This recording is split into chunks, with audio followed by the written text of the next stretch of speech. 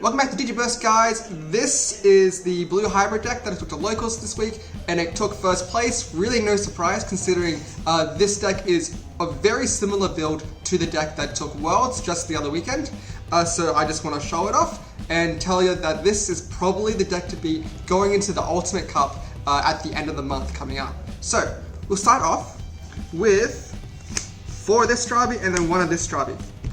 This Strabi here is the better of the 2, that's why you play the 4 of them, because it can grab a Tamer and any hybrid. It can also search other Strabis, which is really nice if you just need rookies to go into your nursery. This one isn't as good because it can't grab 2 cards, and grabbing a Tamer is very, very good. And we're not playing the Kyojis because Koji isn't the better of the Frontier Tamers. It's the second best, that's why we're only playing another one, that's the point there.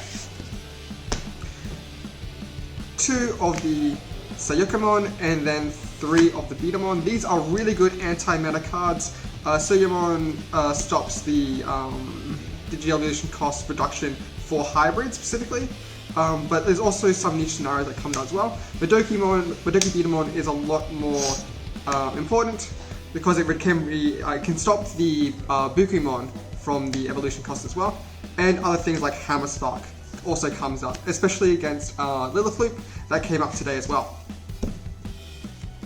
Digimon and 4 Bukumon. Bukumon is just really, really good. It can sometimes be a combo starter, setting up your plays. Digimon, really good for mid to late game to set up your Tamers for recursion, especially when you want to do some chip damage, your evolution dies. You get a Tamer back, which can be used for more plays in the future. Just really good cards. Yeah, moving on. On to level 4s. 4 of the Kumamon and then 4 of the Koromon. You're into level 4s, just the best of the hybrids, no Lobos because these cards are better. Koromon is probably the MVP of the entire day because that stunning effect was really good. There was a time where I Koromon and stunned a guy, and then I Koromon over again to stun another guy, which was really, really strong. Speaking of the Koromons, Beowulfmon is really good because you can evolve over these hybrids with a Tamer underneath for 1 cost, and then you can also swing to remove lords. There was a time where I Koromon into a Koromon and then into a Beowulfmon. These were all 1 cost. This was 3 cost. It stuns 2 guys, and then when I swing, I can bounce my Kakumon to bounce another guy on my opponent's side of the field. This essentially stuns or removes 3 bodies, which was really strong when my opponent could have had game next turn. And that's for only 3 cost. It was really strong. On to level 6s. Doing the level 6s is 2 Azulongmon, star of the show. On the mat right here. Azulongmon, really strong guy. There was a time where my opponent went really wide with a bunch of rookies, and because I was stunning them, they couldn't do much with them to hit into security or get rid of them. So it made them sitting ducks for the Azulongmon security attack, which was just really strong. There was a time where I'd hit for 3 security when he was at security attack +5. It was ridiculous. On to Tamers. 2 of the mat. 4 of the Tommy, 4 of the Sora Joe, and then 3 of Davis. These were just super good lineup. Tommy was also really good because there was a time where I did the combo with the Kakumons and the Beowulf. This was over a Tommy actually, so when I swung with the Beowulf, I was stunning another guy as well with the Tommy effect. So it actually stunned 3 bodies with a bounce as well. So that's like 4 bodies in one go, and that set up my Azulongmon for next turn. It was crazy. Matt's really good too for that 2 cost Tamer. Sets up really well with Bukumon, so you don't pass turn, or you can play the Matt for 2 cost and then evolve over it with the Bukumon for free later, so that's really nice. Sora Joe was really good too because stunning guys that had no sources was really, 4 Davis, 3 Sora Joe, fix that up.